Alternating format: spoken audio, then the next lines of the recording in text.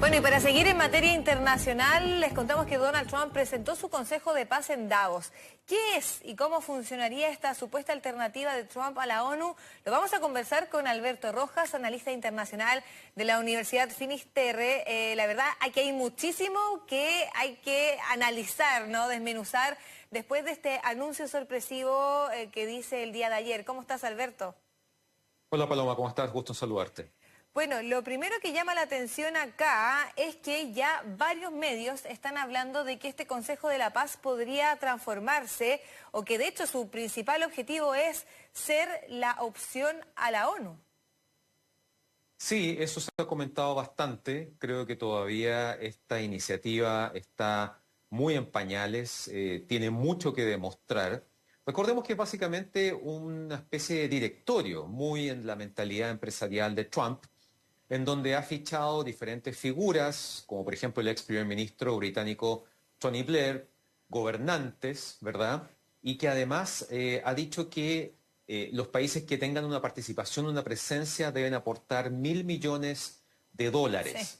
Por lo tanto, hay países que han dicho que sí van a ponerse con ese dinero y otros que han preferido ser más cautos, por decirlo de alguna manera, y no se han comprometido a esa enorme cifra. También se ha especulado de que podría participar el propio Vladimir Putin, cosa que ha generado bastante controversia entre otros países. Recordemos que los gobiernos de Francia, Alemania, Noruega, Suecia, que fueron invitados en algún momento, dijeron respetuosamente que no, que al menos de momento no van a integrar esto.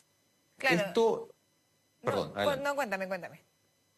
Bueno, también señalar que esto parte inicialmente como una iniciativa para buscar una solución definitiva a la situación de Gaza.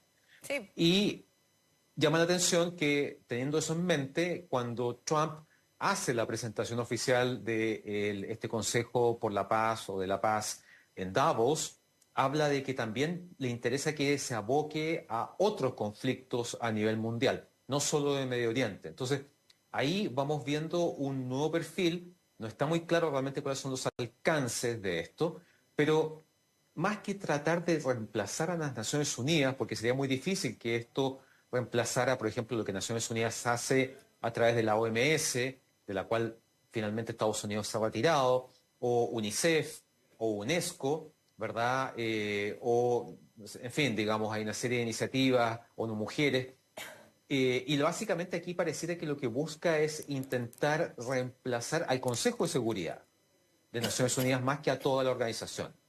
Pero eso, insisto, me parece que estamos en una etapa muy preliminar. Esta iniciativa, que efectivamente puede ser muy exitosa, tiene mucho que demostrar. Nace en medio de controversias, polémicas y dudas. Por lo tanto, habrá que darle un tiempo de rodaje para ver si efectivamente esto funciona o no. Claro, o sea, lo primero que llama la atención acá es lo que mencionabas tú. Fue creada en un principio para esta segunda fase de lo que sería el plan para Gaza, de reconstrucción y de supuestamente ir asegurando que todos los puntos en los cuales se llegó a acuerdo se cumplieran. Pero dentro de los invitados a este Consejo de la Paz está el propio Benjamín Netanyahu. Claro, no hay representantes palestinos. Y también llama la atención que va a estar presidido por el propio Donald Trump, incluso después de que abandone la Casa Blanca en enero del 2029. Da la sensación de que su presencia, su participación sería incluso algo así como casi vitalicia.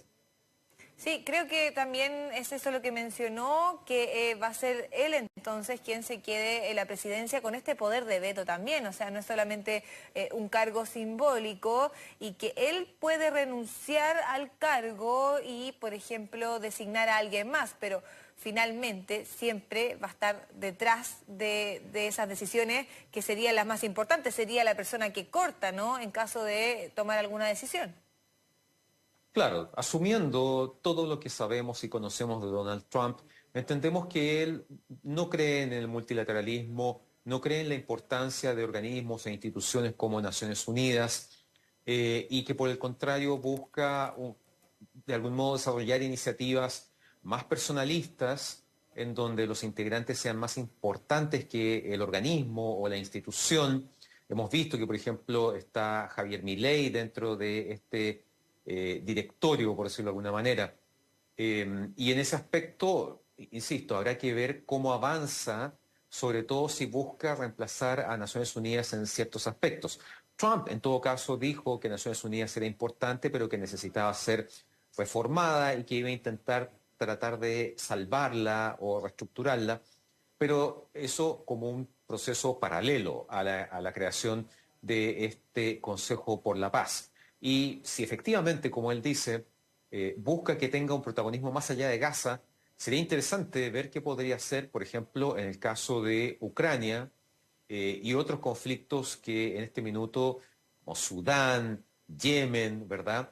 Están poniendo al mundo en una situación muy compleja, tenemos múltiples guerras en paralelo y sería valioso ver efectivamente qué puede hacer este Consejo de la Paz en esos ámbitos.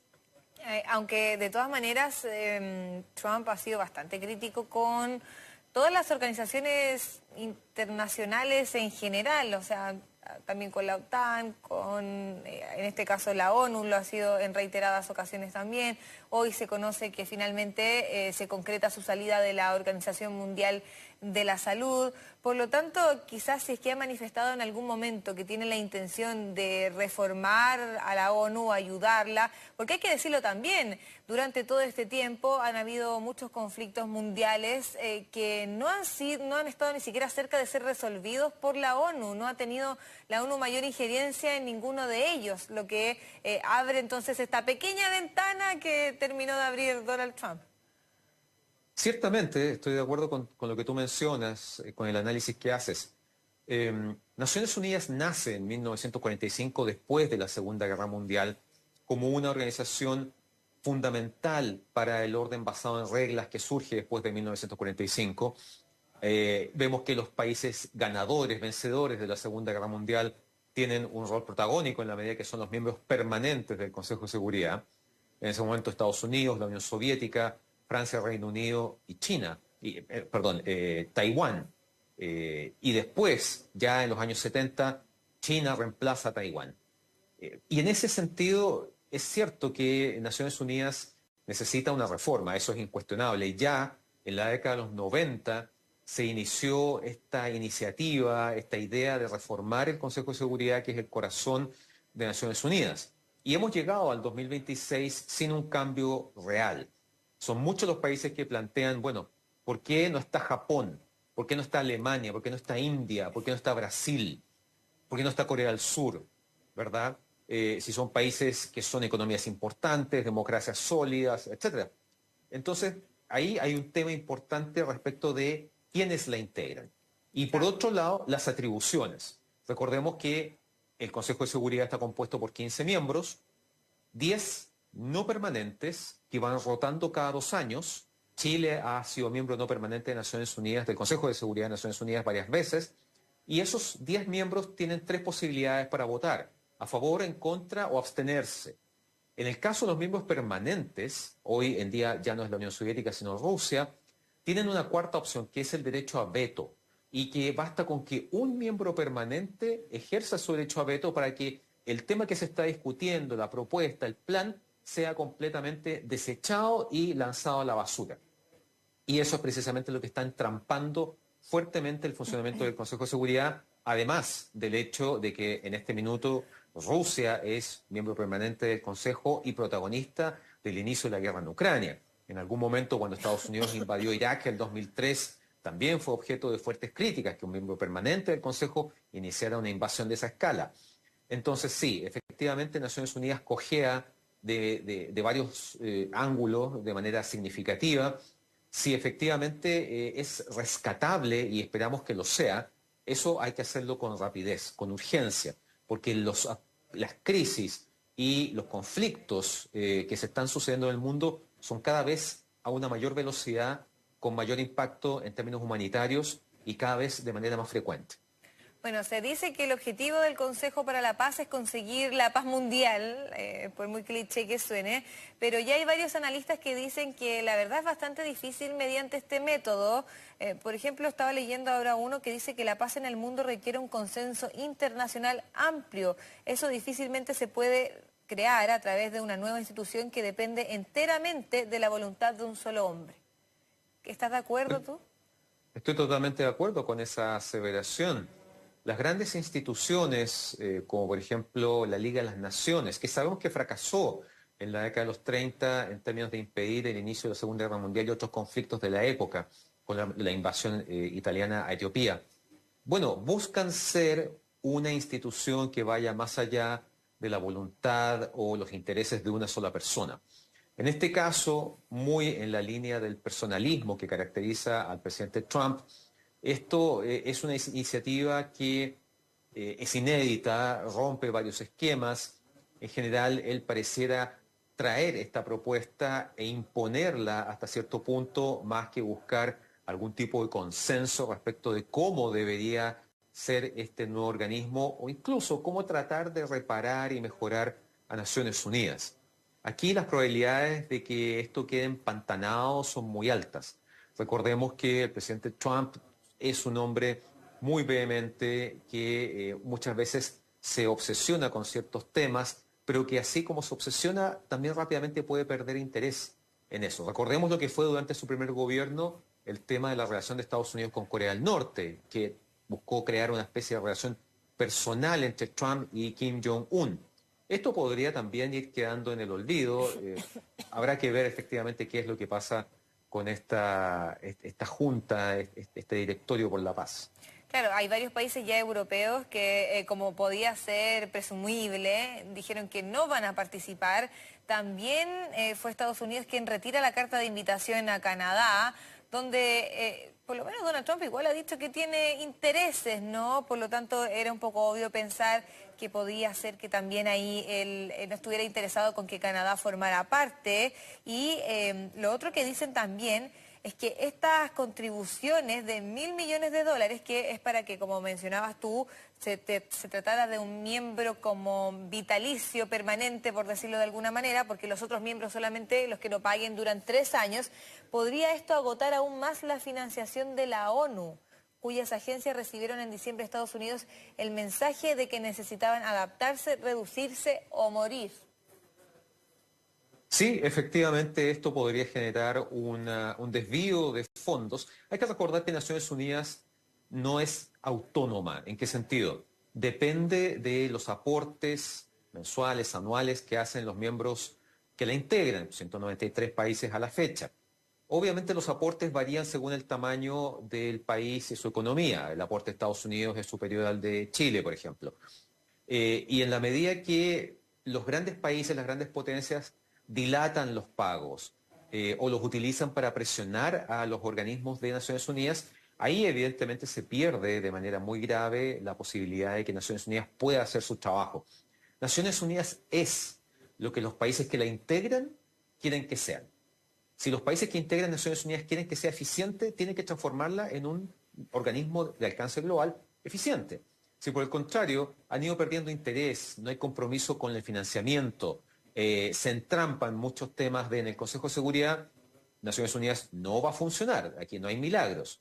Y claro, la creación de este otro organismo parece muy tentador, pero tengo la impresión de que en el fondo es una iniciativa en donde muchos países, sobre todo por ejemplo la zona del Golfo Pérsico, quieren estar presentes como una manera de tener visibilidad, influencia, etcétera, de una manera más privilegiada. Tú misma lo decías. O sea, los que paguen $1.000 millones tendrán una mayor duración dentro del Consejo que aquellos que no paguen y a los 3 años tendrán que salir.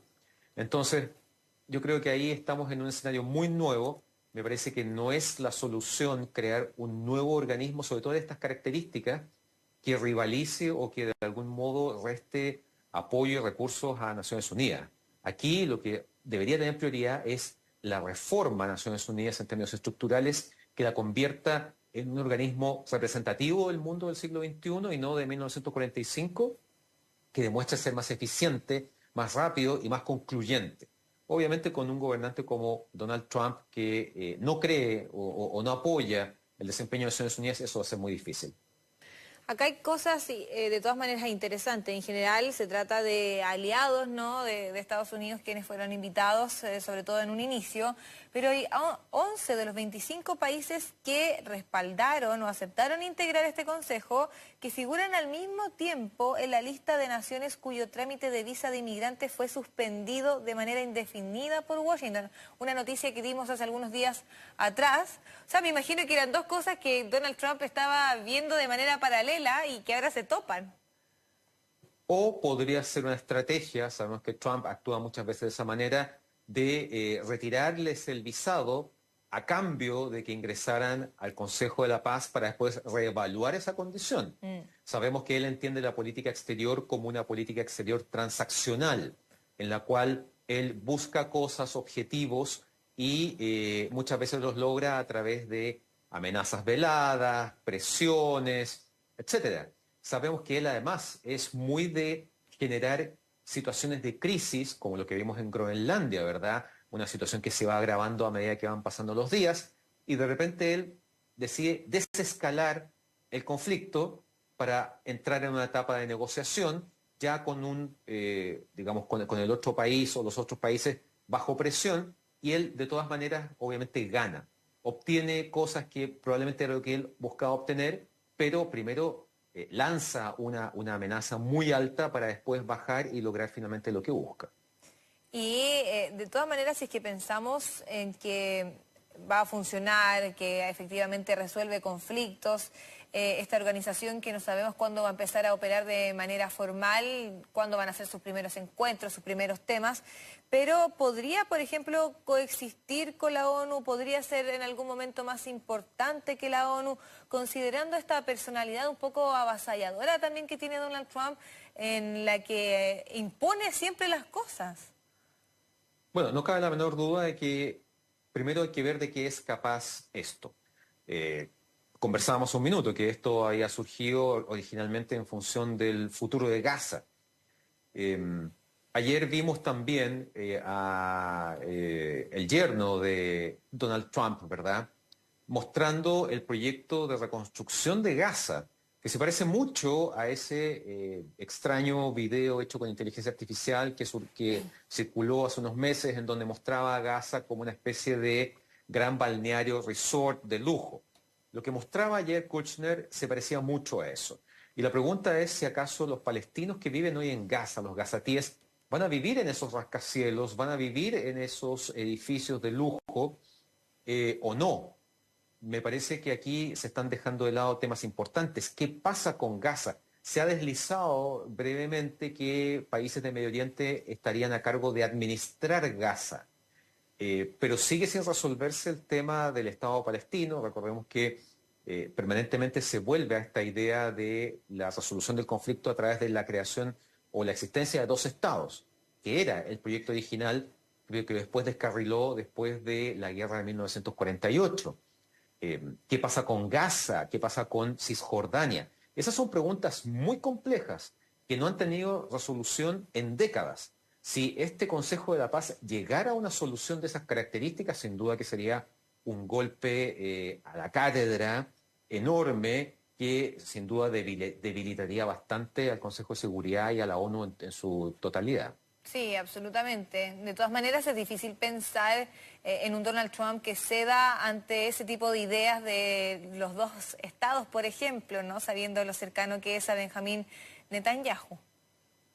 Sí, esa es una idea que ha sido defendida fundamentalmente por gobiernos como en su minuto Bill Clinton, George W. Bush, Barack Obama y evidentemente Joe Biden. Sabemos que en ese sentido Trump tiene una relación mucho más estrecha con Israel, específicamente con el gobierno del primer ministro Netanyahu, que nunca ha sido muy entusiasta del tema de los dos estados. Eso se sabe, ha salido en múltiples entrevistas y reportajes. Por lo tanto, ahí hay un desafío. Ese es un desafío enorme. Me parece que este Consejo de la Paz tiene dos frentes abiertos muy importantes: Ucrania y, evidentemente, Medio Oriente, específicamente el tema Gaza-Palestina. ¿Qué pasa con eso? ¿Cuál es su futuro? Me parece que ahí hay mucho que tiene que demostrar y veremos cuál es el entusiasmo, el nivel de compromiso de Trump con esto para impulsar efectivamente algún tipo de solución. Recordemos que de momento ahí está Marco Rubio, etcétera. O sea, hay figuras que tienen hoy no solamente un cargo, sino la capacidad para tomar decisiones de manera muy rápida, en la medida que evidentemente estén alineados con lo que desea el presidente Trump. Ahora, si tuviésemos que establecer, con lo poco y nada que sabemos con respecto a este Consejo de la Paz, las principales diferencias que tendría con la ONU en cuanto a estructura y misiones, por ejemplo, por solamente dar dos aristas, ¿cuáles podrían ser? Hasta el minuto pareciera, porque sigue siendo todo muy vago, que el objetivo es buscar la paz, en principio en Gaza, y después expandirse a otros conflictos, pero no se han definido qué conflictos, tampoco en qué plazo. Y eso es importante porque hay guerras que están en desarrollo y que están costando vidas. Además, está el hecho de que, al menos como está diseñado hasta el minuto, este Consejo de Paz, resulta muy difícil que reemplace todas las facetas y todos los organismos que están bajo el paraguas de Naciones Unidas. Pienso, por ejemplo, la OMS, de la cual Trump se acaba de retirar a Estados Unidos. La OMS cumple funciones muy importantes, sobre todo procesos de vacunación en países que no tienen los recursos para cubrir la vacunación de su población. Y estamos hablando de enfermedades como sarampión, poliomielitis, etcétera. O sea, no solamente la OMS aparece en medio de una pandemia. Está el tema, por ejemplo, del Consejo de Derechos Humanos. Está ONU Mujeres. Está la UNICEF, que se ocupa de la infancia en todas sus dimensiones. La OIT, que se encarga de las condiciones dignas del trabajo a nivel mundial. Me parece que en este minuto todos esos aspectos que abarcan Naciones Unidas no están contenidos dentro del Consejo de Paz, al menos como está presentado y definido hasta la fecha. Perfecto, Alberto. Muchísimas gracias por esta conversación. Que te vaya bien. Gracias igualmente, que estén bien. Chao, chao. Chao, chao. Ahora,